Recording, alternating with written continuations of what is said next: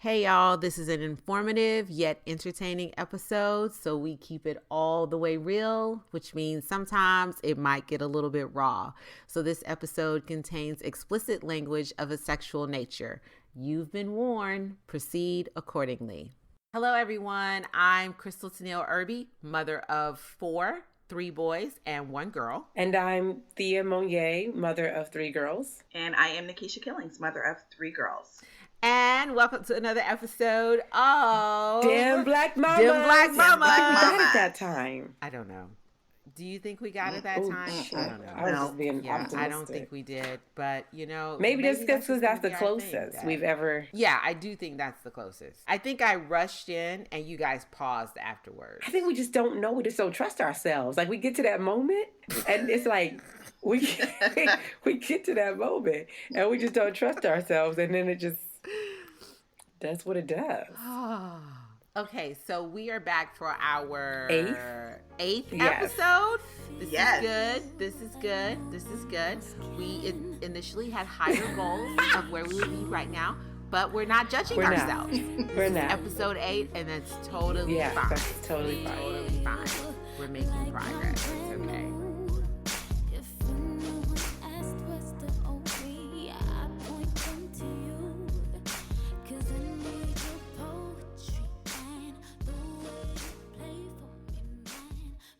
I gotta turn up these headphones. I feel like I can't hear. I don't know, man. I think I told you I've had kids longer, so I think I've just been tuning them out longer. My hearing is like razor sharp for only things that really matter, like a certain type of cry. Like there's certain types of cries that I'm not getting out of my bed for. I'm like, oh, they'll work that out. They'll self-soothe. But you're completely immune to whining. Oh God! Like I literally, they have to ask me like 3 or 4 times. I think my hearing, I'm worried that it's an age thing, and also I'm starting to notice that I squint a lot more when I'm looking at things, which can be. So I'm a little concerned. Well, about that's concerning only because typically I use your squint to detect certain behavioral patterns. Like you squint when it's bullshit, or you squint when you're like, "Am I doing that?" or could I be like you're thinking so. You're processing, but I don't know what's going to come out the other end of that process. So that's when the squint usually tells me, "Eesh, brace yourself. Could be anything." I don't know. I have always been really fine with aging, but I did just find my first gray hair this week, and I'm feeling away. Where did you find it? Yeah, that's important. My edges. Okay. See, right up in here. I'm okay with finding gray hairs on my head. When I was, I know where this is going. No, let me tell you. You remember, Thea, I called you when I was celibate. I was celibate for 8 years before I got married. I was celibate. And I called Thea one day and I was like, oh my God, like I got to break this celibacy. I got to find somebody. I found a gray hair on my coochie. And that was like a decade ago. Yes. And Why? I felt like what? Because it wasn't being utilized. I mean, so, which is, like, that could be a scientific fact. We don't know. Premature 8 years without aging. Maybe there's like a regenerating process. Maybe there's like a rapid. Girl, it was pretty devastating. It was a moment of crisis. Like, am I doing the right thing? Wait, did that happen before you went to South Carolina for our plan? Yeah, that happened before. That may explain why you went rogue on our plan. One day Carolina. we are going to have an entire episode where, listen, you know what, you all, I promise you this. One day we're going to do an entire episode of Crystal shenanigans. And there are 2 specific classic stories that I will personally tell. You know the stories, Crystal. Don't be squinting. See how she's doing the squint now, y'all. I know. You can't see it. No. She's doing it now. I see it. No. I know one. What is the other one? The DJ. Oh, the DJ. Oh. Classic going rogue story. Oh, God. Thank God for deliverance. Oh, so Jesus. We're going to do a Crystal episode where I literally tell y'all about what happens when Crystal goes rogue. Because, I will say you've gotten so much better with it. But in the early stages of our friendship, I didn't know which way you would go. I just didn't know. DJ story is, I still feel like, I don't think I was totally wrong in that scenario. I don't think I was totally wrong. I'm going to do a quickie of the DJ story. We're going a little off script right here, but it's necessary because you have to understand why the squint and all these factors are so important when it comes to being friends with Crystal Irby. We were invited to go to this radio station and just to do like a little poem on the station. That happened a few times, so it wasn't no big deal. We get to the radio station. This guy opens the door. At the time, I hadn't seen Crystal date or like anybody, so I didn't know what transpires when Crystal likes somebody or is attracted to somebody. But I'm going to let y'all know. That door opened. I don't remember much about him except that he was dark-skinned and bald-headed. I guess that's all I needed to know. Because her current husband is also dark-skinned and bald-headed. But, and we walk in, and y'all, I felt like I walked into a 70s porno. It was like World on Wheels, second floor, like where the heat rose from all the skaters at the bottom and the heat is rising and it's just like a sweat cloud. I felt like I walked into... But it wasn't just coming from me. It was bizarre. I walked in and it was like there, there. Digga, digga, digga, digga, there, bang. And I was like, ooh. This shit is highly uncomfortable. It was so uncomfortable. Yeah, our friendship was very young then. We were, Crystal knows I get embarrassed really pretty easily, and I'll just disappear. I'll just be out. So this was one of those moments I felt like I wanted to fade into the wall and never come back. And her eyes start going from side to side. This is the amazing part, Nekisha. Nothing. They weren't doing anything. It was like they were exuding hella attraction, and then it just became like a fog in the room. Was it flirtatious banter? I don't even remember them doing a lot of talking. It was an energy. It was crazy. Stop it. So we get through that moment, and naturally they connect and exchange information. So they've been talking on the phone a little bit, couple weeks. They were talking on the phone, and this was during the time, we're going to age ourselves, of MySpace. Yeah. Some of you will never know what MySpace was, but for others, it was revolutionary. So, and especially if you were an artist, you totally had your MySpace page up and everything like that. So I go to Crystal's one day, and in fact, two of our other friends, who will remain nameless for the sake of this story, were there. And I asked her to protect the guilty. They'll remain nameless to protect the guilty. So I asked her, so I was like, she was like, yeah, it's strange. I haven't heard from him in a couple days. And I was on MySpace, and I noticed that she had posted a poem. And this was a very romantic poem. So I said, well, when did you say was the last time you heard from him? And she was like, I don't know, maybe Wednesday. And I looked, and the poem was posted Tuesday night. So I was like, I think maybe he saw this poem and thought it was about him and got freaked out.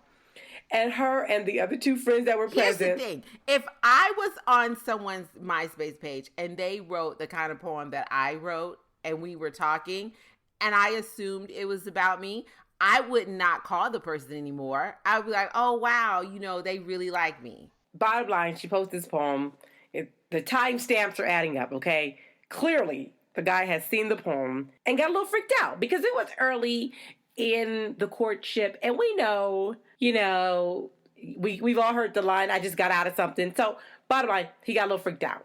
Nikisha, for the record, Nikisha, if you were dating, okay, we weren't dating, but if you were getting to know someone, they posted a sweet poem on I'm not a dude. Now, Nekisha, insert the fact that this person is a black man who just got out of probably a marriage, I believe, and is in a custody battle, and he sees a poem. The issue. That adds some complexity. So that was early in our friendship, right? So I didn't know how to confront Crystal with things like this at that time, so I was always very cautious. So I was like, hey, do you think that maybe he saw the poem and got a little nervous, maybe felt things were moving fast?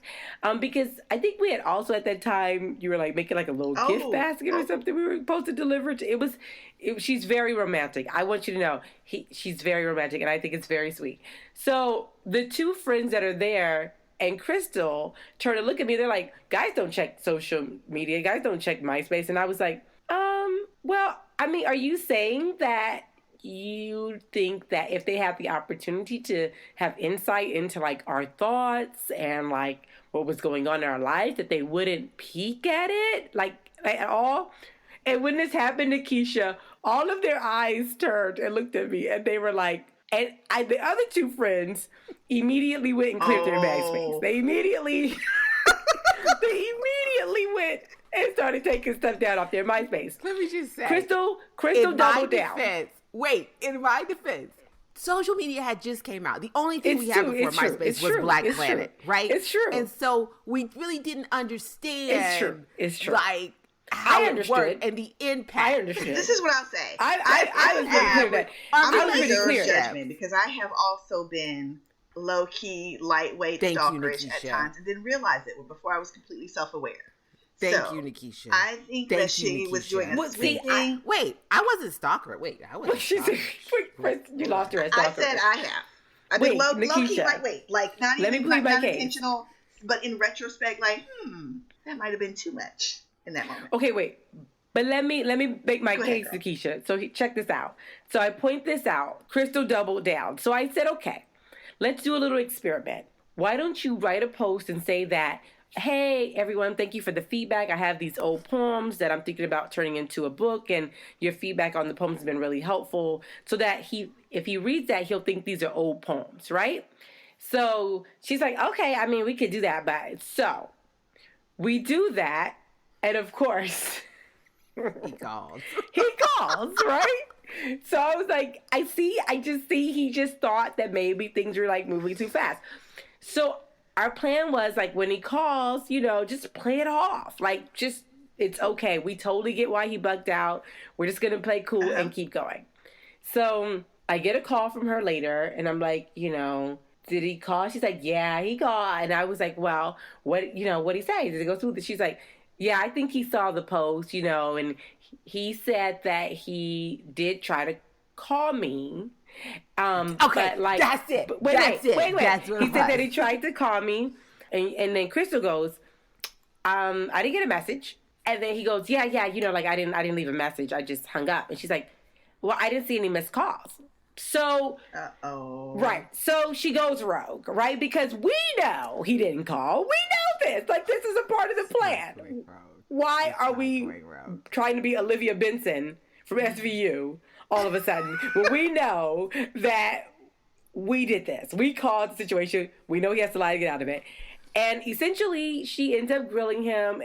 And then I said, why did you do that? And she said, well, because he thought I was stupid.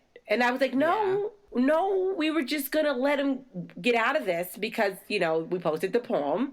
And then she said, and this is when I knew I was dealing with something that I had never dealt with before. She said, I felt like it wouldn't be believable if I just went with it. And I said, you mean like in an acting scene? Like in a movie? And she's like, yeah, I just felt like that's not what the character would do. And you're not the character. You're not the character. Now that's when I started to squint, Nekisha. That's when I started to squint. Let me help you. I'm squinting now. Listen to the story. I was all for the plan until he lied and said he tried to call me. But And Crystal, then I was like, we knew he was going to. Why are you lying? So he could have said, yeah, I expected him to say, I've been busy. I haven't been able to call, because he had just like started this new job and he was really working hard to like make a name for himself. So I could have understood that. Why did you have to lie? Like, he didn't have to lie. But that would have been a lie too. It still would have been a lie. It would have been a lie. He wasn't going to say, I called because you posted that poem. I missed a call, or like on my end, I didn't see the call. You know what I'm saying? It wasn't like, I mean? On your end, Crystal, you didn't miss the call. Like, nobody was saying that. I'm like, you missing the call. Listen, either way, it was going to be a lie. Because if you say anything other than, girl, I read that poem and it freaked me out, like, short of that, everything was a lie. True. I would have appreciated that, because then our relationship could have started on truth versus a lie. I can't. I just feel like he didn't have to lie. He could have said, no, I haven't given you a call, and just gave a reason. But don't make the lie seem like it's something on my end that I didn't see. And make the lie like it's your fault. You know what I'm saying? This is why it is so remarkable that you are married. This is I was just about to say. I can't because you guys don't understand. You know what it is? You guys have always been. Shout out. I'd like to give her a shout out. He made the perfect man. I would like to give a shout out to that man. I would like to give a shout out. Because he had to climb through quite a maze. Yes.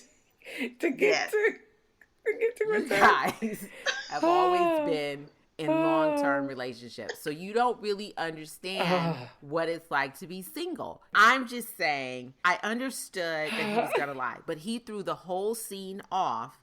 The scene. She called it a scene, y'all. She called it a scene. Crystal always reveals. You understand? You just wait long enough. She called it a scene, y'all. Telling on herself. She called it a scene. Half of those years, it was a scene. Half of those years you were celibate and single. I was too, boo. So I've been there. I dated a few. Had some experiences. I'm saying some of them were similar. Okay. Some of them were similar. Okay. I can admit that. He threw the scene off. I'm saying I don't just go rogue for no reason. He threw it off because his lie was wrong. He should have made the lie seem like it was his fault and not make it seem like it was on me. They're not that clever. And that's what They're not that clever, and we know this. That's why he's still single. If we don't know that he's still single, how we know that? We don't know, but we know. Whew. So our topic today. We don't know, but we know. We're gonna move into our show. Okay, we gonna move into our show. We gotta focus. Okay. Let me find myself. Okay, all right. Follow us on Facebook, Twitter, and Instagram at Dim Black Mamas. And now we have merch, which we're super excited about.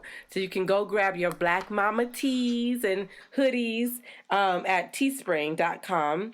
And if you look us up under Dim Black Mamas podcast, my favorite shirt, I'm just going to put it out there, is the Don't Feed Miss Ann shirt. You got to see it. That one's coming. Hopefully it'll be uploaded by the time this podcast runs. So yeah, that's coming. Yeah, that's it. Yay, we're super excited about them. Rock them. Yes, and send us your pictures. Email us your pictures. Yeah, please do. Or if you post your pictures on social media, tag us in your pictures, and we'll repost them on our social media as well, because we really, really want to see you guys in our merchandise.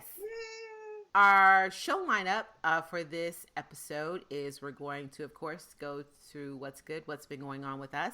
For our mac and cheese segment, we're going to be talking about sex with your children. So that should be fun. That should be interesting. And we have some awesome collection plate causes. And of course, Black Mama Say. All right. Now it's time for our What's Good segment in the show. Crystal, how are you staying sane right now? So there's some great things happening with me. I had fibroid surgery in August, and that's one of the reasons why there was just a real long time before we posted a new episode. And I feel it's like a night and day difference in terms of energy, in terms of spirit, in terms of amazing. Just how I feel overall. So you feel like they were draining you or weighing you down? I feel like they were absolutely draining me on every level of my being. And I did not know, because when we talk about fibroids in women, we talk about like, oh, it's a common thing. And yeah, every Black woman's got some. Yeah, it's very common.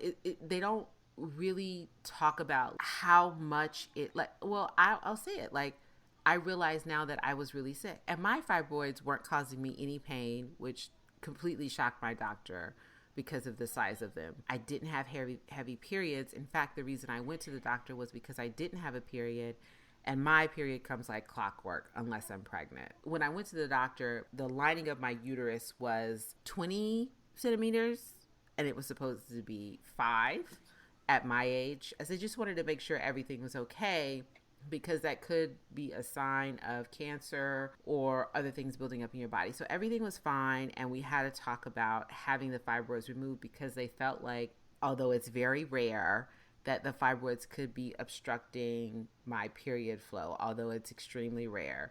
But a lot of rare things happen to me, like I'm allergic to black tattoo ink. And so I had them removed, and I'm really, really on a path to healing. I really think it had an effect on my emotional well-being. I've been researching a lot about fibroids and depression, and there's definitely a connection there. But I just feel like we really, really need to have a deeper conversation about it. Like, I think people talk about it in terms of infertility and in terms of periods, but they don't really have a deep conversation about how it really affects your overall being. I'm not promoting having the surgery because they're natural ways to get rid of them, but it took longer time, and I was just ready to sort of get that out of my body. I thoroughly believe like things like that are so connected to our psychological well-being, like blockages, repressed emotions, suppressed pain, and I just like there's so much that the way we have to function in this world right now as mothers, as Black women, like if we stop to deal with everything, we feel like we wouldn't get anything done, you know, and we get things done. That's what we're known for. And so it goes somewhere, right? Every time you don't cry, but you feel sad, the emotions, the chemicals, the hormones that are produced from that sadness stay in your body, and they stay somewhere, you know, like the unexpressed anger, that's a chemical that's produced. It's not just anger as an abstract thing. There's chemicals that correspond with these different emotions that produce hormones and chemicals in our bodies. And I mean, for years we sit with them. For years, a friend of mine's mom, she had one that was like 7 pounds. It was like, it was like 7 pounds. Yeah. It was, you know, how do you? Mine were about 3 pounds each. Right. And so then we have to ask ourselves, like, how does something 3 pounds each grow in me? They're about 2 to 3 pounds each. Right. Yeah. How does something 2 to 3 pounds grow in me undetected for so long? Because we're so focused on all these other things. We're always last, you know? Yeah. And I believe what you're saying, Thea, because I didn't know I had fibroids until I was pregnant with RJ. And that was in the midst of depression. Yeah, there was so much going on for you. I remember. And RJ's how old now? RJ's 8. So even from RJ to now, the 8 years, right? There's been so much. There's been so many additional things on top of when you found out with RJ. Yeah. So they probably grew exponentially during that time. I really think it kind of started when I lost my father. Yeah. You know? Yeah. So a decade or more. Oh, it's been 10 years. And so I really, really think it started then, because when I lost my father, the next time I went to the gynecologist was to have a visit about being pregnant with RJ. So there was a 2-year period. And so I really think that it happened then. And I got married, moved across the country, got married, had RJ, and then Shayera came to live with us 2 weeks after I got married. So within a year's time, all of that happened in my life.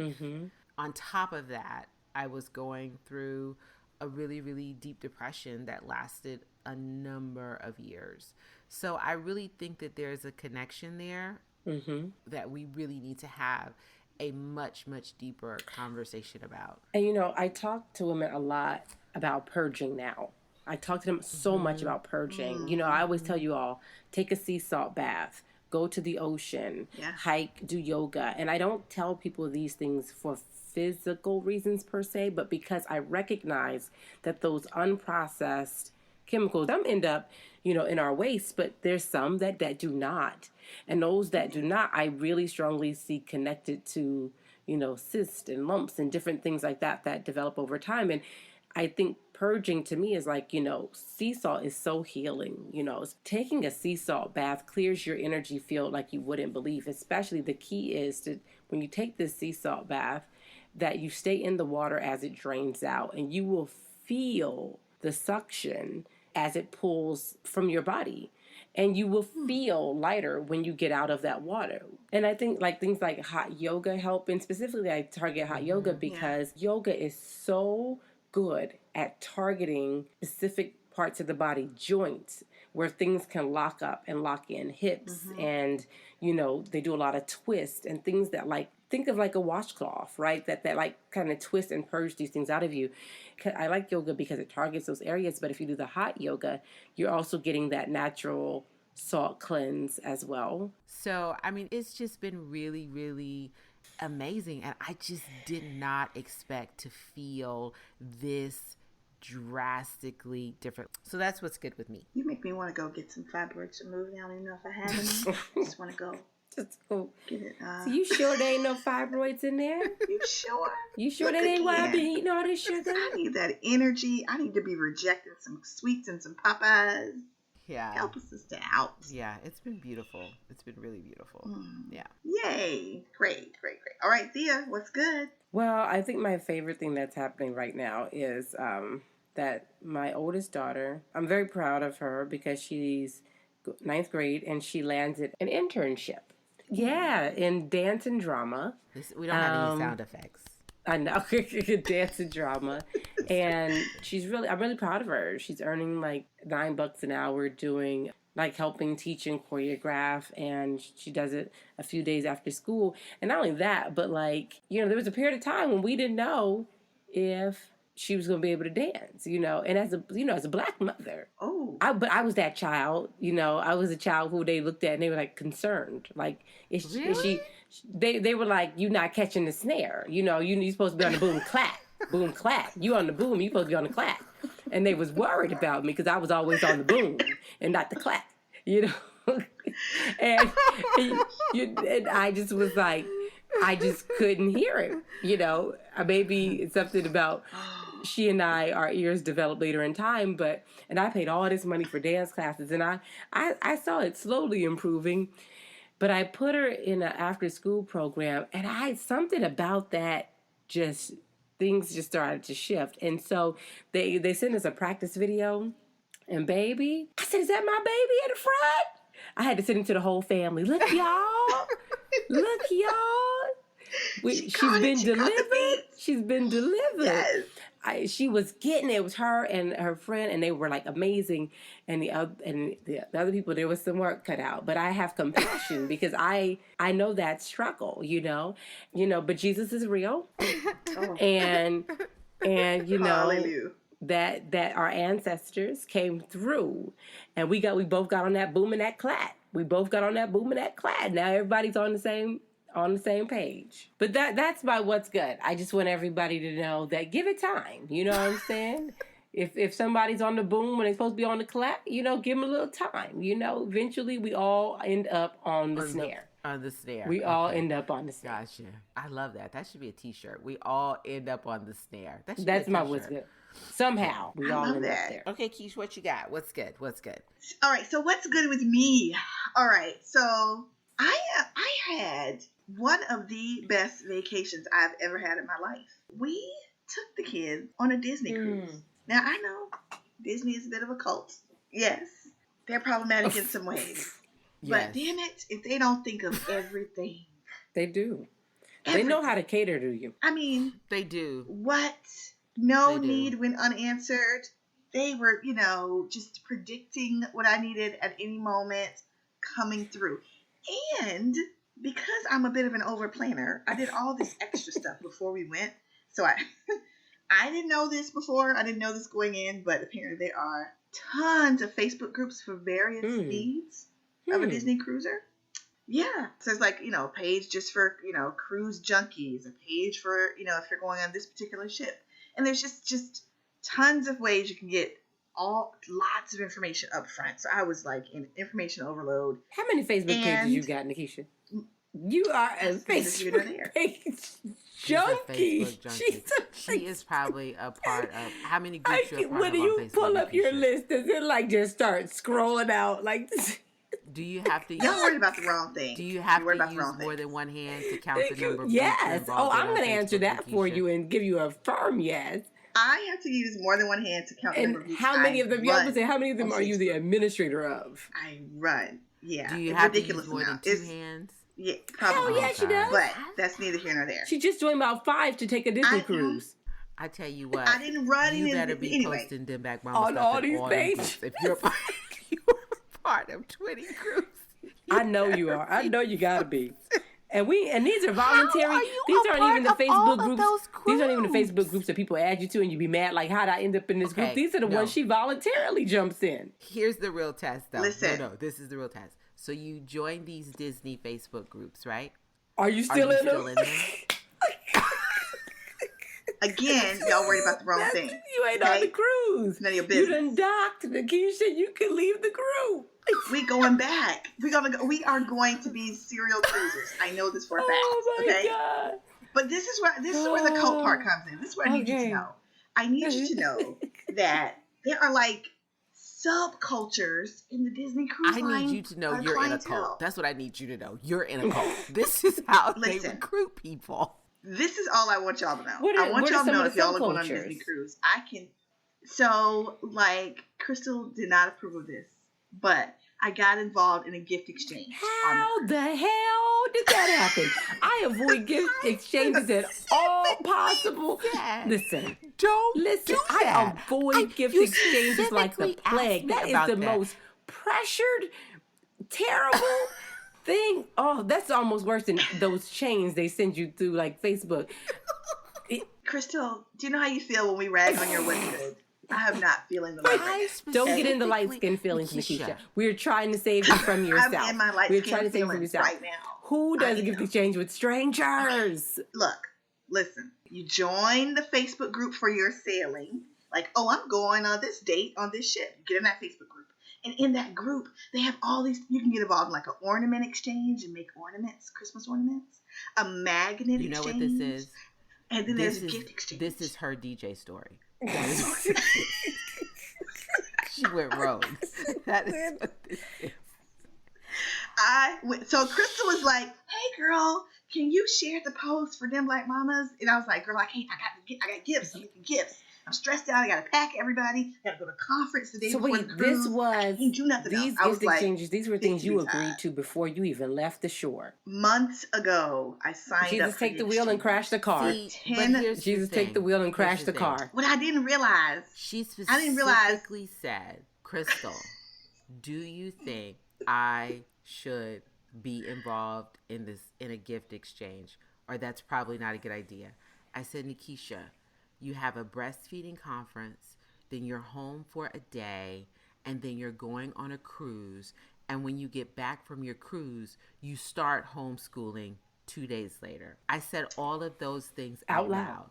And here we are. Because here's the thing. The pressure to get a gift for somebody you don't know. It was an amazing experience. I just want the record to show that I am not the only person. Wait, this is the thing. The pressure to buy a gift for someone you don't know is greater than the pressure to buy a gift for someone you know, because it's a first impression.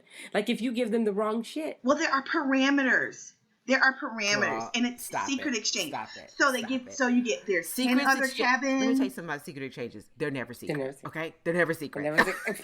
People figure it out. People figure it out. They're never And the secret would be that my ass wasn't in the exchange. That's what the secret. You know what? I did find out like right before the cruise that people sign up and they never give gifts. They just collect them. And that's boom. That's what I'm saying. Boom. So bad. And I believe a couple of people in our group did that. But anyway, we were assigned 10 other cabins, and so we knew everybody in the cabin. Like we got a listing of there's a mom, there's another mom, and there's 7 kids, or whatever. These are their ages. This is you their had to get favorite stuff for Disney 7 character. kids? And then you get not 7, but some cabins, some families are rather large. I'm waiting for the good part of this. What's good, Nekisha? I'm waiting for the good part because I feel like they done got you out of Disney. Got you before you even got off the shore.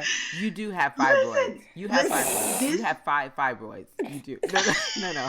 Let me tell you. No. You have more than 5. You have a fibroid for every Facebook group that you're in. That's how many. Facebook fibroids. Facebook fibroids. I think that might be true. Facebook fibroids. Anyway, listen. The cruise was amazing. The food was amazing. The ports of call were amazing. We got, we did it. We did it to the hilt. We went. I can't take you you right now. We got all the extras that come with it and all that. But the gift exchange was a nice extra part. There was like, I made a little mailbox that went on our cabin door, and randoms, people would just come and leave gifts for to go on vacation. That's part of the exchange. You make a mailbox that goes on your cabin door, and people come and just leave you and the children presents throughout the whole cruise. It was so fun, but it took a lot of planning and organizing. It is so important. You are such a crucial part of this podcast, because there are a sect of Black women.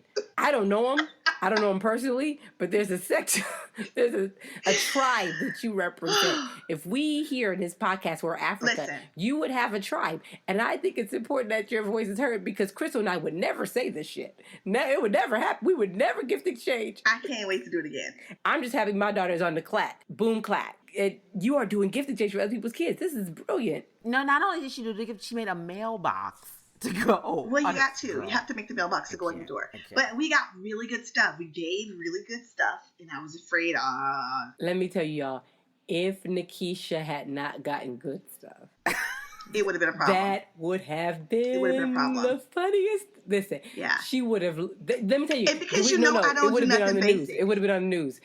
That Facebook group would have exploded. You understand what I'm trying to tell y'all? Exploded. It would be no more. That cruise, it would be like, Disney Cruise cannot leave the dock because of this gift exchange. Because I know she put so much thought into those gifts. And if somebody didn't put as much thought into those gifts, I did. That she got? I put a lot of thought into it. I know you do. You put a lot of thought into everything, boo. That's how I know you put a lot of energy into this gift exchange. But listen, you have to know that. You have to know, since it's Disney and they're a cult, lots and lots of people are in this like Disney magic spirit, right? So people just do what's called pixie dusting. They just randomly hand you shit. It's not a magic spirit. You know what it is? You know what it is, Nekisha? They all have fibroids. That's what it is. They all have fibroids. And it's taking best vacation ever. It's altering their emotional balance. Mm-hmm. I'm telling you. Amazing. We paid for this thing for 2 years. We really just went all out, and it was best vacation ever. But I do want to say, if anyone who works with Disney is listening, and you are looking for some people of color to come and experience your cruise and talk about it on the podcast, and talk about your cruise on a podcast, we are available. We will not be participating in gift exchanges, though. Well, that's the. Let me tell you this, Disney. I got this is Crystal Peaches. I got a 3-year-old and an 8-year-old that have to go to Disney. So if Thea Monyee doesn't want to do the gift exchange, if you're willing to pay for those, I'll do the pixie dusting, and we don't have to save for 2 years, Dem Black Mamas is your podcast to sponsor on the Disney cruise. We'll even do a live broadcast from the Disney cruise. Yes. I did run into some sisters who are like platinum level, which means they have cruised 10 times. Hit us up at demblackmamas at gmail.com. Demblackmamas at gmail.com. So Disney, if you're looking for some black mamas, I'm tapping out. Boom clap. So we're gonna transition into our mac and cheese segment. And this was a topic I think we have skated around, avoided. In other words, nobody wanted to talk about this except for me. Nobody was ready to face the music on this except me. When we're going to face this reality, which is sex education with our children. I mean, like, now I will say, when you have older kids, that is, I mean, you do the talking and it's great. Like, you do the preparation work. But the reality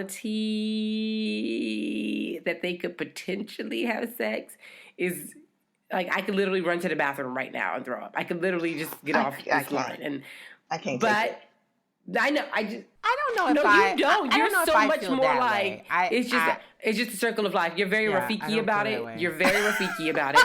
I'm a little bit more I'm a little bit more skeptical. You both are Rafiki compared to me, though. Both of you. I'm Rafiki as of this moment. Are like laid back, feet up on the hammock, ready to have this talk, and I am going to be like dragged into it, screaming. No. I will say, now listen. Although I'm not terrified of the conversation, I didn't have my feet up kicking back. It was a difficult conversation and it was uncomfortable. But the thing that I'm most worried about was her not being prepared. Yeah, physically, absolutely. mentally, and emotionally. Now, what really scares me is her getting HIV. Yeah. Because, it's not just about preventing births before you're ready 100%. to become a parent. It's 100%. about preventing death. Now, those things terrify me. Those are the things that I'm like, oh my God. But I don't know if the idea of I just got a weird feeling in my body. I'm sorry. I don't know where that came from. Like, what? It's just so far out of my realm. But here's the thing. I can't even. But here's the thing. I find myself exploiting things about my children. So, like, the closer it gets, like, Talani's a germaphobe, and I'm like, oh, it's messy. Like, there's a lot of, like, exchange of, like, fluids, and I mean, whoop, like, you got to know who you did. Or, like, she doesn't like germs and stuff. So I'm like, I focus a lot on the diseases, I'm probably going to play up the pain factor, pain. It's going to hurt. It's going to hurt. No, I didn't focus on the pain factor though. Because here's the thing. On the other side of this for me, I want them to get theirs. I do. How old are yours, Nekisha?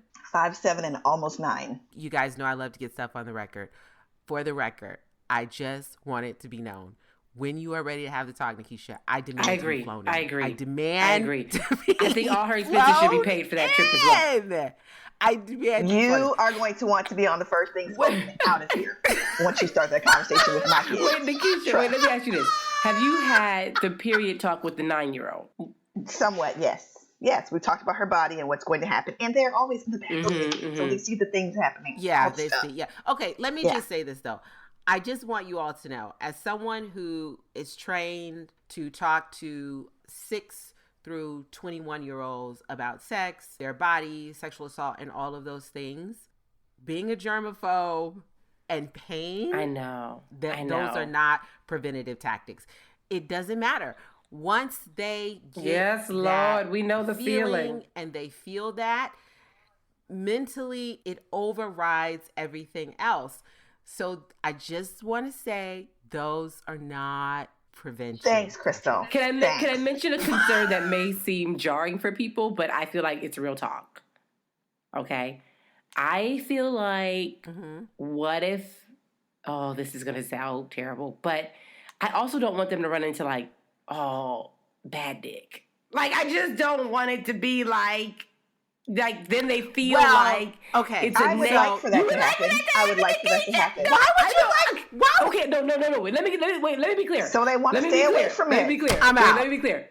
Wait, let me be clear. I don't want them to run into dickomatized dick either. Like, I just want it to be a kind and natural experience that'll get them through. I don't want them to be dickomatized. I don't want them coming to me and like trying to pay some niggas bills. I just, that part I'll have to just really be like, he don't even have, what are you doing? What are you doing? Terrible. Okay. It can be terrible. Okay. So this is one of the things that you say about dick in general. What you say is you can always find good dick on a better man. That is part of your talk. Like, don't think this is as good as it gets and this is the best that you're ever going to have. And the dick has to match the being. And if the dick don't match the being, then you can always find better dick on a better man. So there's a reason. Women are very smart beings, okay? But we see capable women fall apart over the dick. Right. I totally agree. But the other part of that also is, okay, maybe people don't want to raise their hands and we don't have to. But I'm going to venture I think people should raise their hands. That... I am going to reserve opinion. Okay, I will be raising on behalf of Nekisha. I'll be raising hands on behalf of Nekisha. What we talking about here? I'll be raising hands on behalf of Nekisha. So I'm going to venture to say that out of all of the co-hosts, the majority of us have been dickmatized at some point. I'm just going to venture to say that, okay? All right? I'm not going to say all. I'm just going to say a majority, okay? So I'm going to say there's only 3 of us. What does it have to do with my child? What does it have to do with my kids? Okay. Here is my point. We got through it. So when you're talking to your children about sex, you kind of have to accept that they may not always make the best decision. Yes. They may know the right thing to do, and but may not always do the right thing, Mm-hmm. which is a lot more dangerous with boys. Talk about birth control all the time with girls, but boys, it's even scarier because a girl, you can put her on the pill, you can put her on long-term birth control, and it's like, oh, okay, well, don't have to worry about babies. A boy, you have to trust each and every time he chooses to have sex, he is going to put on a condom. You got to trust that. And I don't have that much trust. I don't have that much trust. No, that's a really scary thing with boys. But my point is, you have to accept the fact that your children aren't always going to make the best decisions. Yeah, for sure. Absolutely. When it comes to that. And that's where the preparation comes in. That's where the preparation comes in. But also remember that we didn't always make the best decisions. Girl, listen, y'all. Nekisha ain't even making eye contact right now. I want y'all to understand. Nekisha is not even making eye contact with us. Like, if she looked to the side one more time. Here's the thing about one this more episode. time. This episode is for Nekisha to look back on. It's not a right now episode for Nekisha. It's not. And Nekisha, I accept that because I agree, Chris. I've done all the preparation work. You know, I've talked to them. I continue to talk to them. But here's the thing: I just process my own internal inside. I close the door and I'm like, yes. But in front of them, you know, you have to present. You have to be sex positive. You have to be sex positive, and part of sex positivity is preparation. And I think for women, teaching them that sex is about them too. Like they're a part of that. They should be treated a certain way. They should enjoy it a certain way. The person should be checking in with them. Consent is important. What does that look like? And for my girls, that's really, really important to me that their sex life is healthy. They're going to have a sex life, but I want it to be a healthy, empowered, educated sex life. Yeah, I mean, that's just what it is. And so part of the conversation... That sounds wonderful. Okay, so Nekisha. Well, let me say this. Part of the sex conversation has to be about pleasure. Yeah. It has to be about Nekisha, I know. But listen. If you make it sound good, they're going to want to go do it. No. Not about pleasure in terms of having sex, but in pleasure in terms of them learning about their bodies on their own and what their body does. Like, you know, she's entering into the conversation on masturbation, y'all. She's entering into the conversation on masturbation. I mean, just segued right on in there. Here we go. I didn't see it coming. But Nekisha, if they know how to take care of themselves, they're going to be like, dude. You know, if they know how to take care of themselves, they'll be like, dude. Yeah, this is how you can prevent them being digmatized. You know, I told Shayera, the pleasure or whatever you feel are all things that you can do to your own body.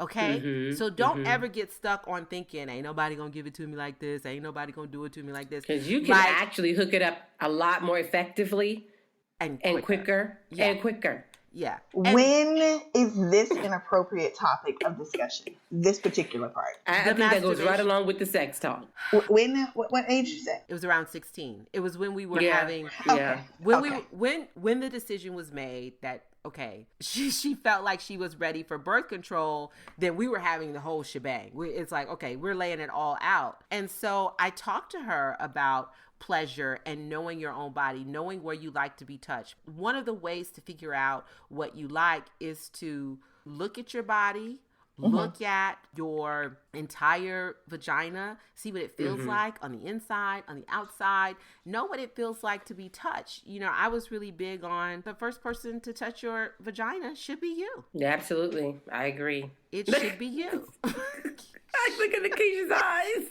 It has to be. So you own that. Like now because you own that shit. We built this shit. Like that's your shit. Like for sure. What's your concern? I get that. What's your concern? Now, 16. Listen. That gives me 7 more years to mature and get ready for this conversation. Right. I can do that. Why are you over here co-signing when your babies are much younger than 16, Thea? I know because my baby's turning 14. 16 was the age that I had the conversation, but I wanted to have this conversation at 14. The problem was, and I also want everybody to understand this. You know, Q baby was not ready for us to have that conversation with her. He did not feel like birth control should be an option. And so I want people to understand that your partner or your co-parent, you guys may not 100% agree. Yeah. So it took us some time for him to be like, okay, we need to have this conversation. Roles will be reversed in our home for that. He has said since the beginning that abstinence is not the way we're going to be teaching. We're going to give them real, that's very real progressive advice, for a advice, man and a black man. That's very progressive. He is very progressive in that way, and I'm like, wait, what now? Say what now? Wait. Well, because I had learned on my own. And I just don't want kids learning from the Googles. Do you know what comes up when you Google certain shit? It's awful. It's awful out there. You can't let the kid learn from the Googles. This is true. It's different times. Especially if you black. Don't put in like black sex. Then it's like some crazy ass racist shit that comes up. And watch what the people were doing in the video, and that's how I was learning. I was self-taught with the help of many VHSs. I want to tell you though, Nekisha, Rashad was not there when I had the talk with our daughter because he was like, I know that we need to do this. He was like, I just can't. You know, and so I was there having the talk with him. Nekisha's ass is gonna be there. If I have to camp out in that house for like 3 days, I'm going to have to be there. It's gonna be sex camp, boot camp. No. I think it's a necessary talk for a mother and daughter. You know, for people who have the same parts to discuss. I get that. I do think that it's necessary. I just want to say that don't put yourself under that kind of pressure, because I do think if one of the parents is not ready or uncomfortable, the child is going. I mean, you're gonna be. Let me just say, you're gonna be uncomfortable. It's just not comfortable. It's weird.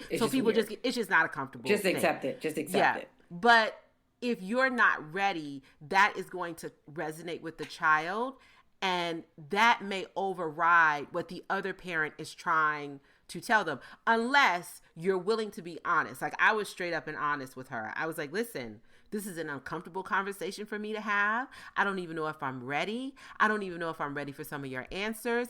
I don't even know if I can answer all of your questions. But the purpose of this conversation is for you to know that this is where you can come when you have questions. And if you can't come to me, here is a list of adults who love you and care about you that you can go to and ask. And she asked, like, where's my dad? And I said, well, you know, this is tough for him and he just wasn't ready, but he knows that we're having the conversation. So just like you want us to give you some grace, give you some time to grow into things, you gotta give him a little bit of time to have this. I also think the question of like when is always on everybody's mind. And I think one, if we're fostering an open, communicative, non-shame-based parent-child relationship, then the children will come and ask questions that are appropriate for their age and natural and in order.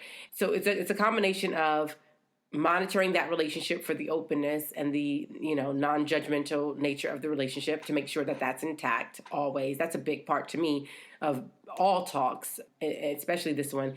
And then answering their questions when they come. We'll talk about that later. Oh, Lord, I don't know. I ain't ready for this. Don't do that. Like, if they're asking, they want to know, and they're going to keep going until they get that question answered. And if it's a certain age they've reached and they haven't asked, you should be paying attention to the fact that they haven't asked yet. We think that we can introduce certain ideas to them, and it's like, here's the reality. All ideas are going to be introduced to them. It's going to be out there, so you can't put an idea in their head. What you can put in their head is information, and that is more important. I have a question for you, Thea, because you have children who are relatively close in age. Yes. And I'm going to have the same issue. So there's a saying, and I'm going to mess it up. The saying is like, your children are as mature as the oldest one is. And it's because whatever information you feed to the oldest, they funnel it down, right? They share with their siblings. And the youngest ends up knowing as much as the old one does. That's true. Right? And so how do you have a conversation? And I know who your youngest is. And my oldest one is sensitive and is going to be a little bit scared and confused and is going to want to process with her sisters and go back and talk to them about it. And so how do you manage knowing, hey, whatever I give to you, someone at a little bit younger age may also be receiving it because you guys are going to go and regroup? Yeah, I mean, I think it's like telephone. Yes. I mean, by the time you get to the end, there'll be a variation of it. But if what went in there was 100% pure, some good stuff, some organic, cage-free stuff, then, the risk of that little remix in the middle ain't going to be too much. And then you should have fostered an environment where the younger can come to you if she needs clarity as well. So then, I get that. What happened with me was Taya, I had already been prepping.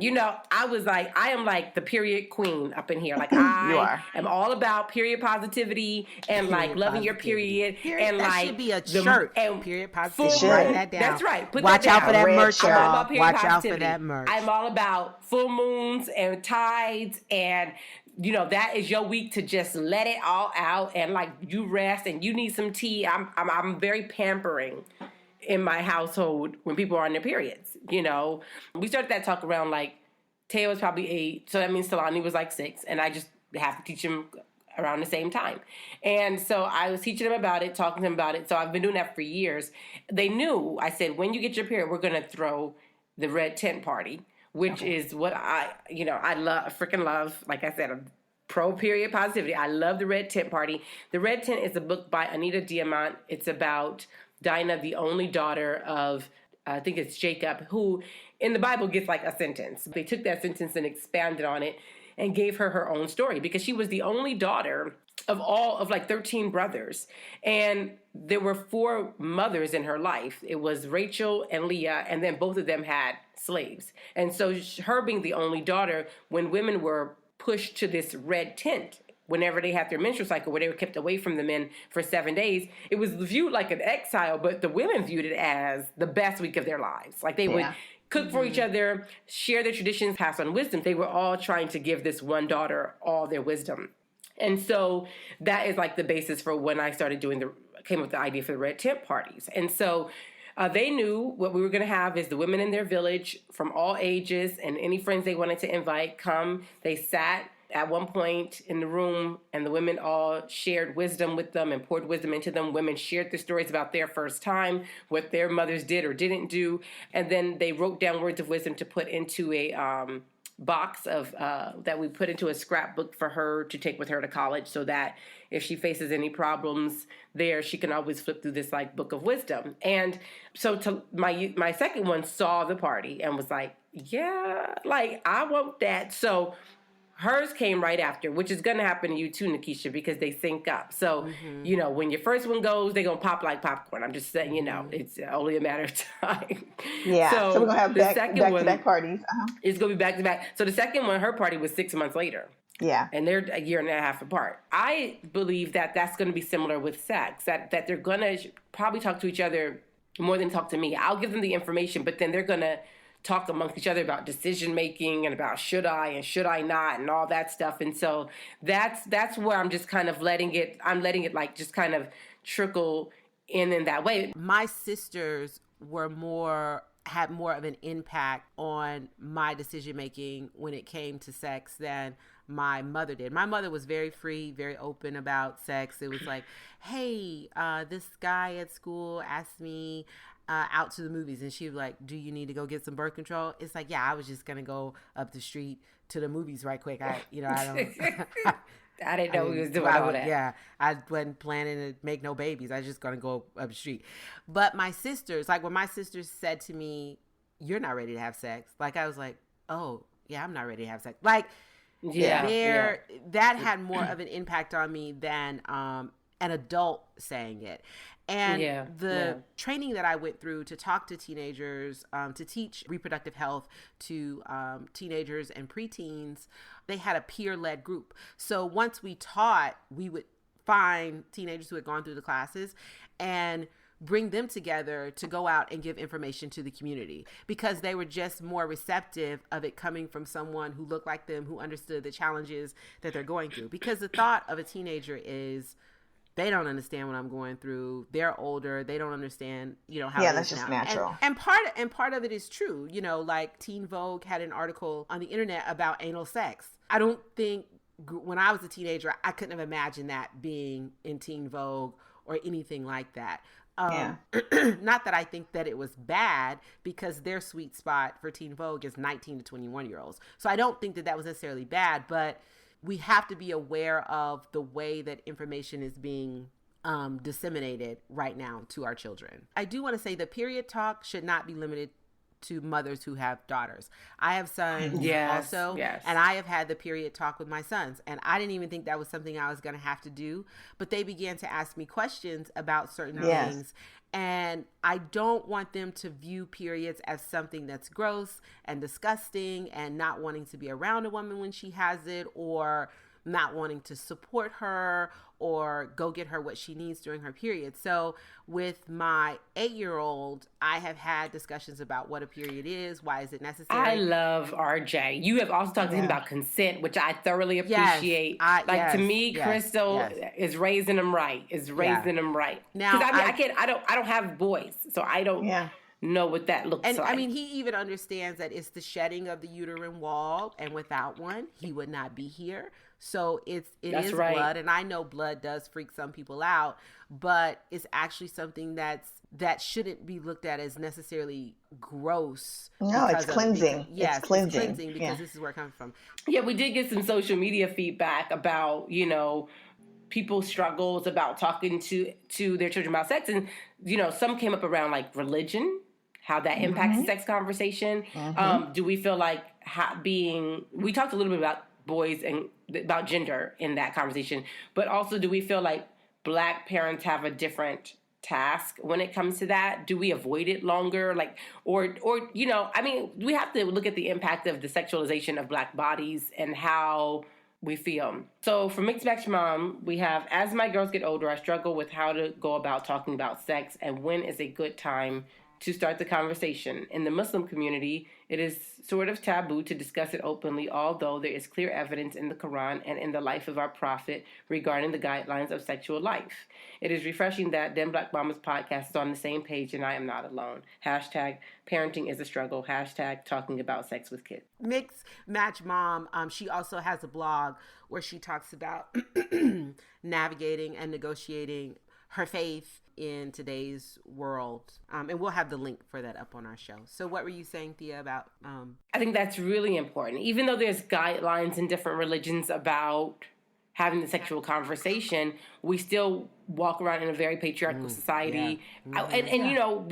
I feel like with girls, I have to have the conversation about reputation. And then you also may run into family barriers, especially if there's a religious component to it around having the conversations. You know what I mean? Like, you may not be able to throw a red tent party if you're in a super religious space. But I didn't have a conversation with Shaira about reputation. One of the things that I felt like I had to push past is what I call pussy prosperity preaching. Now, what...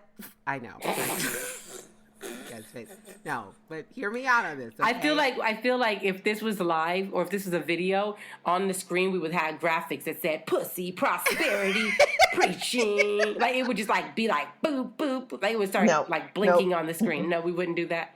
Nope. I feel like that would blink. Okay. Or no, I know we do. No. Hashtag pussy prosperity preaching. Okay, hashtag pussy prosperity. Okay, so what pussy prosperity preaching is, in my view, is your value. I'm certain that's the only view. That's the only time I've ever heard this. So you don't even have to state that as your view. I'm quite confident that this is the only way I've heard this. Preaching is that a woman is valued based on how few people she has had sex with, and your vagina and you are more valuable the fewer people you've had sex with. The lower the number of people that you have sex with, or if you haven't had sex with people at all, then what they preach is you are more likely to find a lifelong partner that is going to honor you, cherish you. Who is preaching this? Oh, that's the whole thing around purity and virginity. Like, it's preached that if you're pure, if you're closer to purity, like the purity promise and stuff that churches are having. But let's just push it out a little further. If you make a guy wait, he's going to respect you more. Yeah, he's not going to treat you like trash. He's going to stay with you longer. He's going to say, why buy the cow when I can get the milk for free? Right. That same thing, Or a girl who's had sex with this many people is going to get a bad reputation. So her value is lowered because she's had sex with this many people based on whatever choice. I really had to push past that when I was talking to Shaira.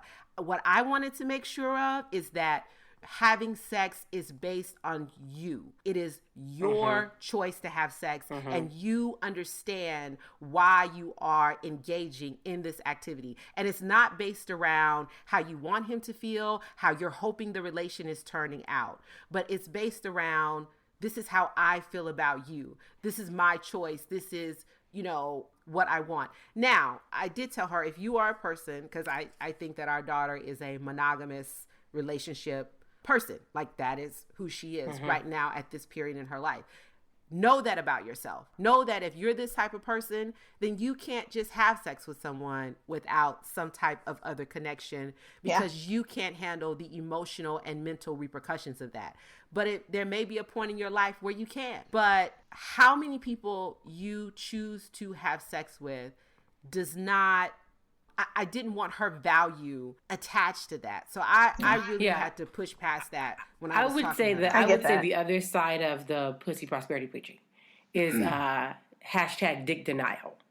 And I've done a lot of work with adolescents, and I've done a lot of work with families. What is dick denial? I think dick denial is when parents think because their child has a dick and can't get pregnant, that they don't have to have this conversation. Denial. I mean, we talk. I mean, this sounds archaic because we all know better, but these are some guiding principles that are happening, right? Wow. Like we really don't talk about the psychological, emotional transference of energy that occurs during sex with our children. We don't talk, much less the sexual transmitted diseases.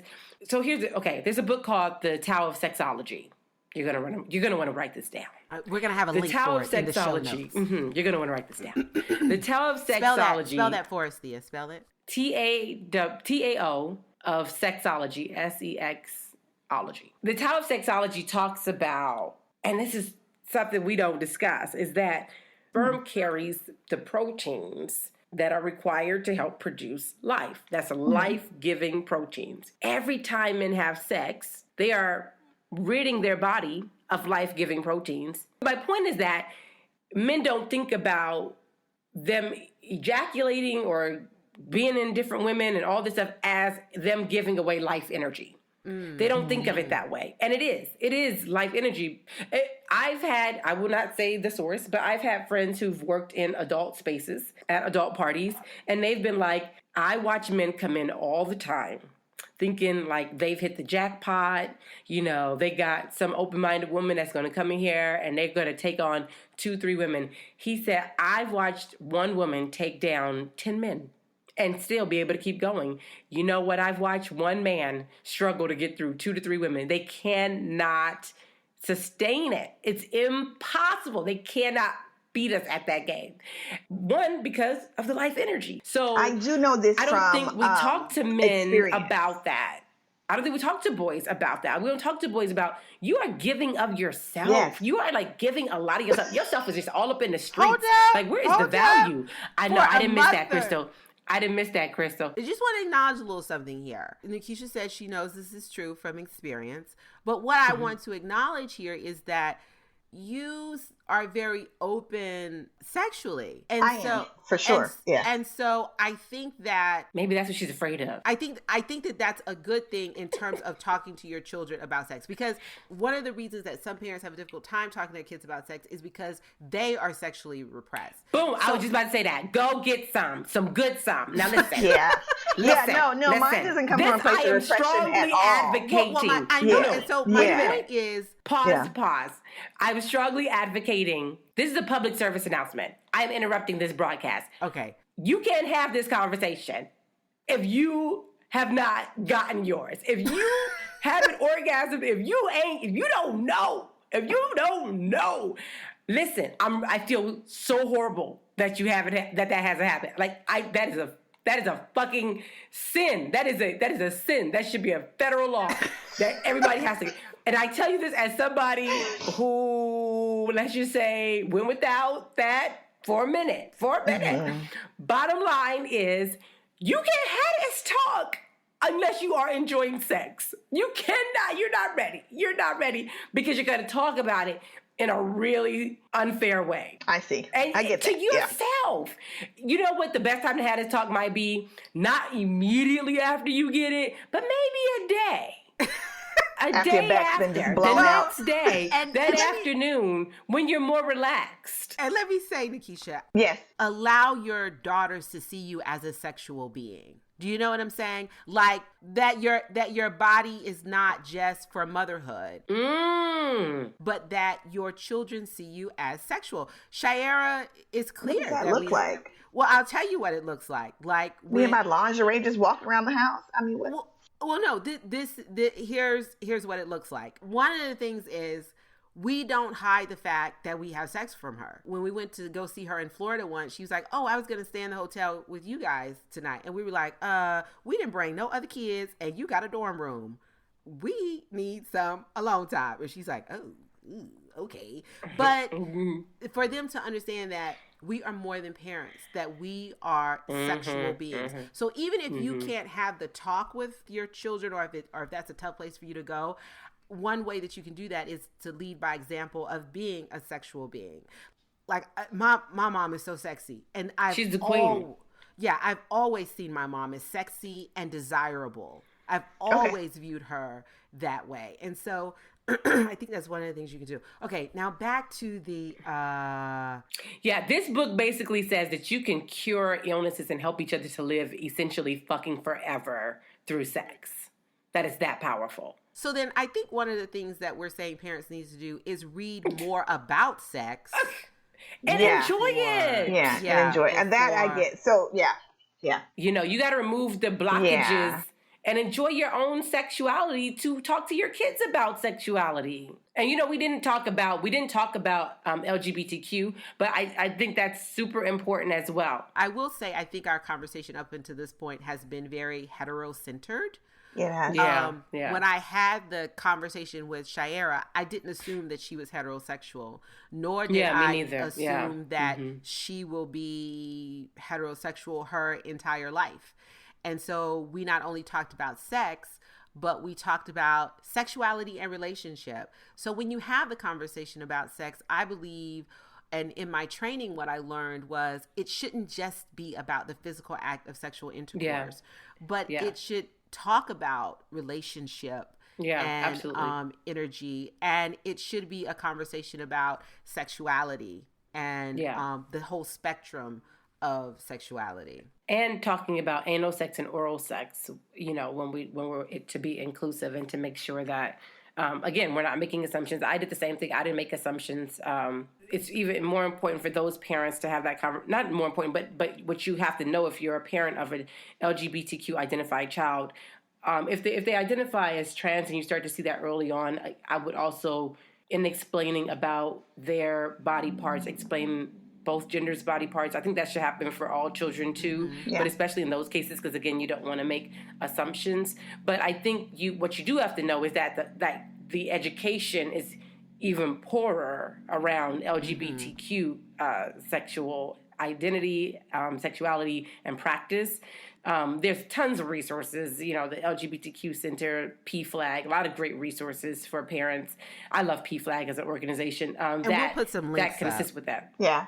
I just want to say, but I just want to make sure that that's included. Yeah, I just appreciate you both mentioning that. As someone who hasn't had that particular discussion with my kids yet, it gives me, it just helps me to remember something that's really important, to go in without any assumptions about who they are, who they're going to be in this way. Because I think I probably would have gone in that vein. Oh, well, so far, she kind of seems to me to be pretty hetero, so I'm going to go in this direction instead of making assumptions, because I could see very well how that would be a complete dead end of all discussions about sex if you're talking to them in a very hetero-focused way, and they aren't identifying that way at that time. They wouldn't want to talk to you about it at all anymore. Yeah. And not in binary ways either. Right. One of my questions was, are you attracted to women? How do you feel about seeing other women and the female body and things like that? Because a lot of women like girl-on-girl pornography. Not that I think that pornography is a great source of where you should learn about sex. I think it gives you false ideas.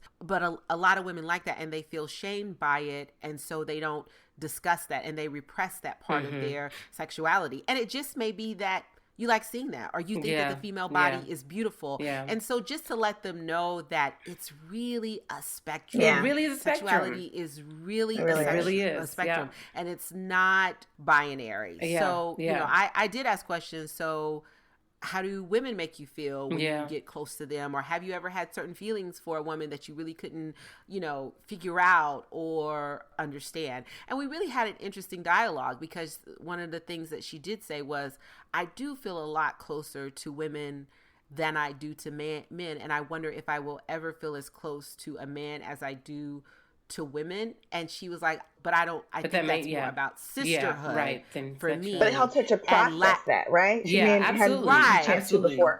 But what it also brought out was her huge lack of trust in men. Yeah. And so that's something that she really needed to process before she chose to engage in sex with men. You know, when I'm in counseling with students who are identifying as transgender, who are going through transitions and things like that, I always leave there thinking like so much of that could be relieved if we worked on our mindset. Like it's not their problem. It's us. It's our problem. It's a cis heteronormative problem, but we've made it their problem. Same thing we do with racism and sexism and all of that. We always put that burden on the population that's impacted. And I think we have to do our parts as parents, and listen, my kids have friends that are identifying as trans, identify as gender nonconforming, or identifying as bi. And I love it because we can have great conversations about how to show up as an ally, how to, you know, educate them about all forms of sex, because I know that those kids may have questions too. I give them resources, and they feel comfortable coming and say, my friend's having this problem. What do you recommend? Listen, I get it. It's a hard talk to have. Lean on your village. If you have a child who identifies as LGBTQI, then lean on your village. Find resources. If you don't feel equipped to have the talk, find resources and take them to someone who can We're going to have some show links with lots of books that each of us have used probably over the course of, all these years, talking to our kids about sex and stuff. But one I want to highlight when we're talking about the LGBTQ a community and discussing that with our children is The Red Crayon. It's a really, really great children's book about someone who's not comfortable in their own skin. It's a red crayon that's actually blue, and everybody keeps trying to make him draw things that are red, and, make him conform to being red. And it's a really, really sweet way to introduce maybe not feeling inside the way the world sees you. It's a great book. Great resource. We'll definitely have a link to that. I just have just a quick thing that, I'm a parent who's been through the talk and who's raising an adult child. One of the best things you can do is to ask your kid open-ended questions, because it will give you more information and more of an idea of what your child needs. The other thing is prepare yourself to hear sexual language coming from your child's mouth. The reason why I wanted to have this talk with our daughter when she was in 9th grade is because one of her questions was, what's a 69? And a blessing. I told her, okay. It's a blessing. That's not what I said. From heaven. It's a blessing.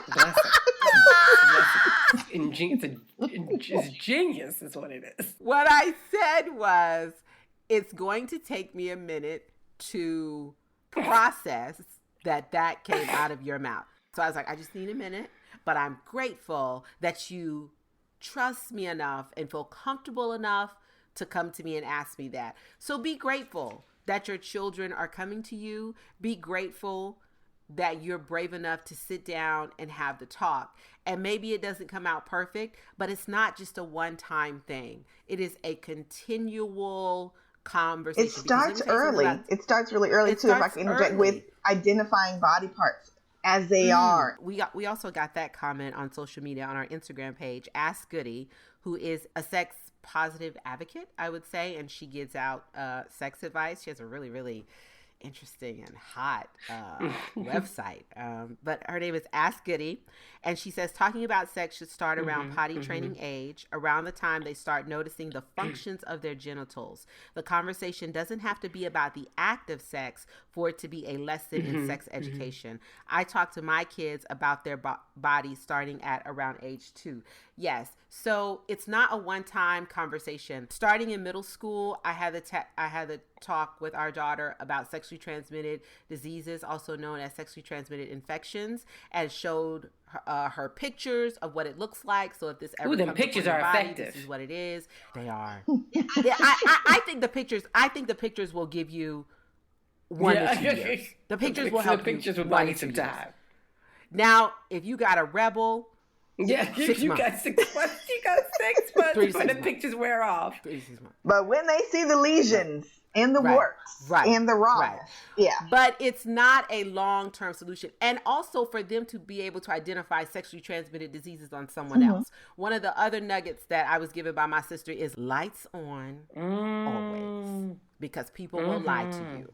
Inspect it. So, and it. right. And also that people who have sexually transmitted diseases don't always look like it. So the or don't pictures always can know. help, They don't always even know. They could be dormant. Yeah, they may just be a carrier.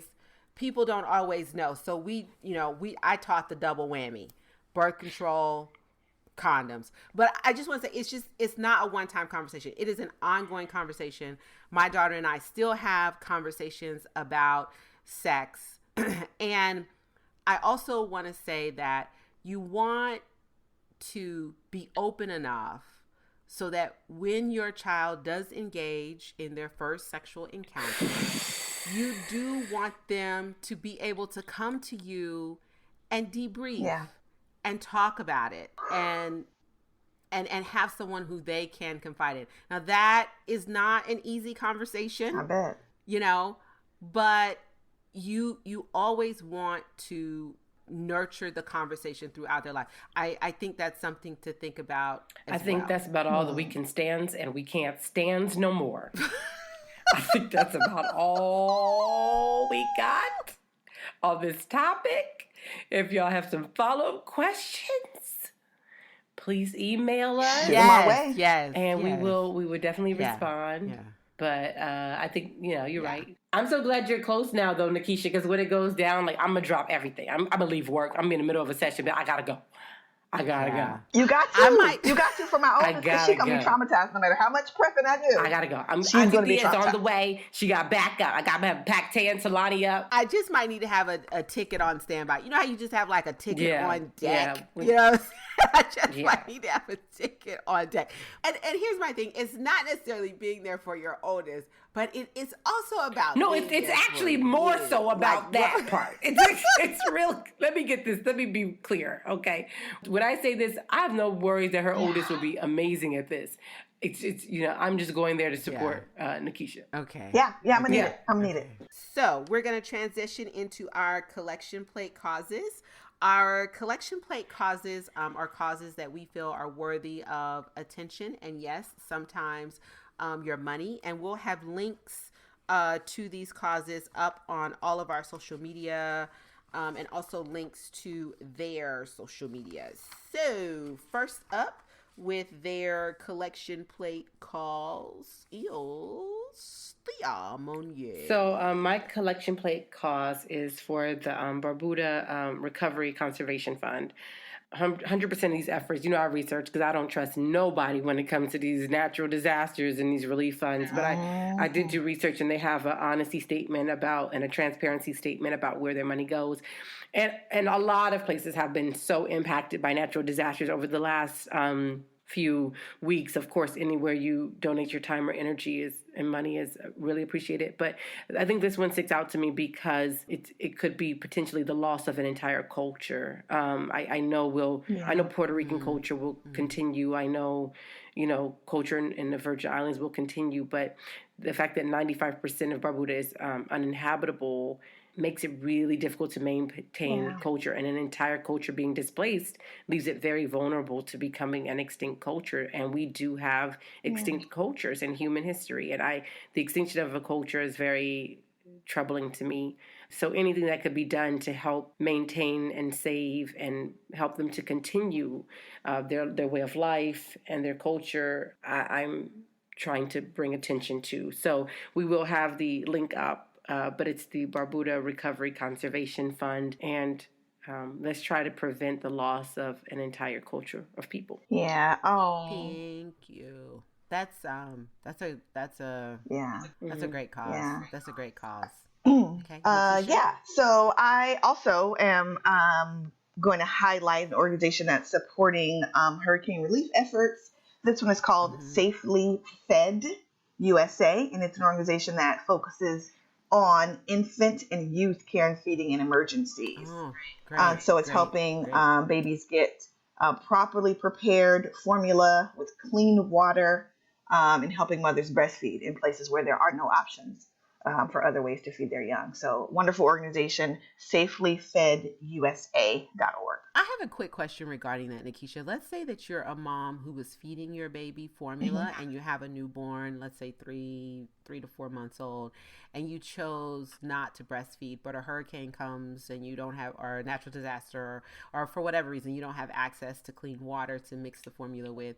Is it too late to attempt to breastfeed by then? It is not too late. You can try and reestablish a supply in an emergency. It would be a wise thing to do that. Wow. Okay. Okay. I was wondering. You may not get a full supply, but you certainly will, in an ideal situation, be able to generate enough to help you get through until you can get what you need. So my collection plate cause is The Body Is Not an Apology. The Body Is Not an Apology was found by a wonderful dynamic. And when I say dynamic, I mean dynamic on every level. You don't mentally, even know. spiritually, and physically. This black, bold, amazing bald woman is just absolutely phenomenal. The Body Is Not an Apology is a resource to promote, demonstrate, and assist in the development of a global movement toward radical self-love and body empowerment. Sonia Renee is an activist, writer, and poet. We discussed having conversations with children who identify as LGBTQI about sex. Their website, social media platform is an excellent resource for these types of conversations, no matter how your child identifies, but teaching not only body positivity, but also eradicating white supremacy and systemic and institutional racism and heteronormative oppression while teaching those things to your children. So their website is thebodyisnotanapology.com. Their Twitter is at Radical Body Love. Instagram and Facebook, The Body Is Not an Apology. So we'll have a link for that up as well. And as always, what we say about our collection plate causes, if you have money to donate, if you have time to donate to these causes, great. But if you don't, pass the collection plate by sharing them on social media, by sharing them on Facebook, retweeting them on Twitter, or reposting them on Instagram. Okay, next up is our transition to Black Mama Say. Y'all know that is the segment where we put our own twist on sayings for Black mamas. And this week we have Tell the Truth and Shame the Devil. Thea, what you got? No, I don't. There's just a lot of devils. There's just a lot of devils. There's a lot of devils, and I'm gonna cheat and defer. My Tell the Truth and Shame the Devil is from Maxine Waters. Okay. Auntie Maxine Waters. Maxine Waters, I think, has perfectly summed up the identity of Ben Carson. I need to breathe that out. Exhale. A brilliant surgeon who we are wrestling with because we can't doubt that he is a brilliant surgeon. Or have we I think some people are wrestling with it, who is a brilliant surgeon, but who also called enslaved people brought here from Africa immigrants. So I think that Maxine Waters summed him up perfectly when she said, Ben Carson is what my grandmother calls an educated fool, which I was like, Maxine, you better tell the truth. You better tell the truth. No lies detected. The devil. Tell the truth, Maxine, and shame the devil. she went on to say... Of course she went on. She was on the House Financial Services Committee, and she is a ranking member, and he has to testify in front of that committee. And she said, if he thinks that I'm going to give him a pass, I am going to take his ass apart. Maxine. We love her. We love her.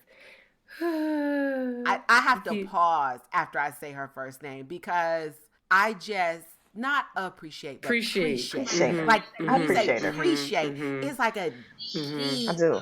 appreciation. Like I just appreciate her willingness to always, no matter what folk try to say about her, I appreciate her so much because she is always willing to tell the truth and shame the devil. He wasn't even on my devil's list this morning, but you know, he's I have like a ongoing list. It's a living document, you know. It's a living document. They just add on to it. Living, breathing, always changing. Oh yeah, I'm just adding folks to the list. I'm just adding folks to the list. Oh God. Okay. So so that's what, that was a good one, Auntie Maxine. So my tell the truth and shame the devil has to do with the Blackish season premiere. Oh yes, good one, baby, good one. Baby. They came out with the Negro spirituals, the June. When I saw the cartoon, I was like, we going there. When they did a stage performance of We Built This Joint for Free, I was with the t-shirt. Yes.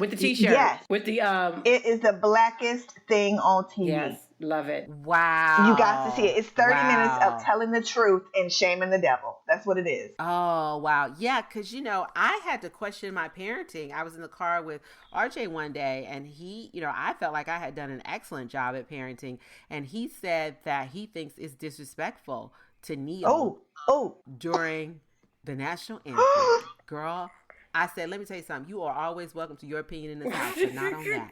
You hear me? Not on my watch. Non-negotiable. You gotta pull yourself all the way together. Let me tell you something about the national anthem that was written by racists. And the second verse says that black folks should still be enslaved. And when that flag does not uphold the morals and principle that it claims to, then you're damn right we should kneel. Do you know what people kneel to do? People kneel to pray. People kneel to give thanks. They do. So how is kneeling during the national anthem, which is a racist national anthem, disrespectful? Don't you walk out of my house telling people I'm your mama and you talking about kneeling during the national anthem is disrespectful. Girl, yeah, I had to go like all the way in. You told the truth. I had to go all the way. I couldn't believe I was disappointed in myself. You know, Krista, we cannot block it from everywhere. God damn it, we would have to have 50,000 arms. We can't do it. Girl. You know. But she got it together. As long as you checked it when it came up. Girl, he started this and he said, I said, did anybody ask you your opinion? This is fact. This is Did anybody ask you your opinion? As a matter of fact, you getting a Colin Kaepernick jersey for Christmas. Don't ask me. So for no more jerseys. Let me tell you. This is I will tell you this. You know, this is the difficulty with raising black men sometimes, is that they're always the ones that have that slippery it's like, why is that slippery? I don't understand. I don't understand. I could believe Again, it. to the point where I can, like, people would tell me something's happening and I'm like, is it a black man? Because I know a black woman would never have okayed that shit. I know it. And I can feel it. Like the Shea Moisture shit, I said there's a black man in here somewhere. The Kylie Jenner Pepsi ad, I knew there was a black man. I knew. Because they need the cosign. And they ain't gonna ever get it from us. They won't get that cosign over our cold, dead body. You understand? But you know who will give them the cosign? The men. The men will give them the cosign. There's this interview going around. I have not watched it. I will not watch it. I've learned to not even click on stuff that will piss me off, but people have talked about it. With this black man is interviewing this white woman who's talking about how much black women are trying to be like them, and black men should just come to that side because all. And I was like, I'm sorry again, who was doing the interview? Nope. Because I'm gonna let you understand right now, and I'm gonna say it right here and now, that if a black woman, first of all, that wouldn't even be an interview. We would never okay that as an interview topic. First of all. Second of all, if it did get okayed as an interview topic, we would be like, oh, I'm giving that motherfucking interview, right? That is you. I'll be goddamn if you give that interview because you ain't gonna do it right. You know what you gonna do that interview? You go Melissa Harris Perry that interview when she interviewed Rachel Dolezal. Some things you can't do. So know what you can and cannot do. Know your limits, okay? That ain't gonna happen. So then the black woman would interview just for that moment when she could put that microphone down that bitch's throat. That would be the moment she would be waiting for. Like, okay, I'm sorry. Say that again. Hold it out. Boom. Boom. Bam. Down the throat. Say it again. Yeah. Say it again. From the gut. Say it so we can hear it. So, I would venture to say that is your tell the truth. I believe it is. Shave the devil. You know what? You're right. I turned out I got one. Turned out I had one. What'd you know? Feels good that you got that off your chest. I feel like you've been holding on to that. I'm to the point where I can hear stuff. I don't have to see it. It's like a psychic ability. And I'm like, okay, they're white. Boom, I know. I feel like that part of my ability is kicking in for black men. And like to the point where my husband's like, he doesn't want to tell me. And I'm like, you don't have to tell me. I already know. Only a black man would co-sign that shit. And so he's like, he's black. He's black. He says it so, he's so disappointed in himself. I had to go in on that one. Not on my watch will you come to that. Let me tell you, he don't want to sing nothing but the National Negro Anthem right now. Lift every voice. I tell you that. Lift every voice. I don't even care if you don't know all the words. None of us do. Just hum it. Lift every voice. None of us know all the words. But just hum it. Yeah. You know, by now we should know the words, though, for sure, y'all. That's the fucking shame. Right? By now we should know all the words. No, I know all the verses. You know, it's like really 16 verses. Stony the road we trod, bitter the chastening rod. There's other verses. I think. You think we should only know the first verse? I just know the first verse, and I don't feel any shame. And I was a black studies I minor. think there's like four. I know the chorus. I think there's like 4 or 6 verses. Nekisha, you only know the chorus. I know the chorus, and I can hold it. You only know the hook. I am not solo ready, but I can hold it down to the alto. So where do you come in? Where do you come in? Do you come in? Where do you come in, Nekisha? Where do you come in on the anthem? Like, what part do you come in and what part do you drop off? Lift every. So you got that part. So when we get to harmonies, that's where you drop out. That's it. That's it. Okay. That's it. Okay. So you don't go into sing a song. We don't get you. You going at that part, or you go into the harmonies of liberty, and then Yep. You know what? I'm gonna print those out. Okay. I'm gonna make that a lesson in my homeschool. I'm gonna print those out. We're gonna learn them. Do you come back on Facing the Rising Sun? I mean, I can't hit the note anyway, so Nobody can hit the note. We just do the facial gestures. Yeah, I got the faces for the whole song. What? I got that. We just do the gestures. I've been in the choir since I was little. I can do watermelons, apples, and oranges all day. Watermelon will get you through if you don't know a song. Watermelon will get you through. I did that in the choir for years, y'all. Watermelon. If you ever don't know, it's amazing that it never fails. We should do a YouTube of that. Oh my God. Of somebody singing Watermelon next to somebody singing the words, and I bet you won't be able to tell the difference. I look like Mariah Carey up in this bitch. You're right there next to each other. We should do that. Watermelon will get you through. I don't know what it is about that word, but girl, it looks like the words to every song. Okay. I'm just going to say, before you have the sex talk, Nekisha, teaching them the national anthem. You're obviously really comfortable with that. All the words. We're going to start singing it every morning. That's what we'll do. All right. So that is our show for today. Thank you so much for joining us for episode 8. Yes. We are going to begin to drop episodes on the 1st and the 15th. And probably as soon as I do that, we'll run into some technical difficulties and be unable to do that. But we gonna put it out there. We want to drop episodes on payday. Yes. 1st and Let me 15th. tell y'all how much we love y'all. My Mac is sitting on ice trays so that it doesn't overheat because that was the technical issues. Yeah. I just want y'all to know. Y'all family now. Y'all family now. It's like frying chicken for somebody. Once you go there, that's a relationship. That's a relationship. You risking all kind of shit. So I want y'all to know we are in this. So please go check us out on Teespring and buy some merchandise. Rock your shirts. Get your Black Mama magic on. Get it. All right. Also follow us on Facebook, Twitter, and Instagram at Dim Black Mamas. And you can also write to us. Thea's advice will get you right, and Nekisha will get you pumping. And I will read your letter during the episode in my Crystal Peaches Don't let that be a deterrent. Go on and send in that letter. All right. But if you have suggestions or you just want to show us some love, we would love to see that. So that's all we got. We ain't got no more. Namaste. Namaste. Namaste. Namaste. Namaste. Namaste. Namaste. We out.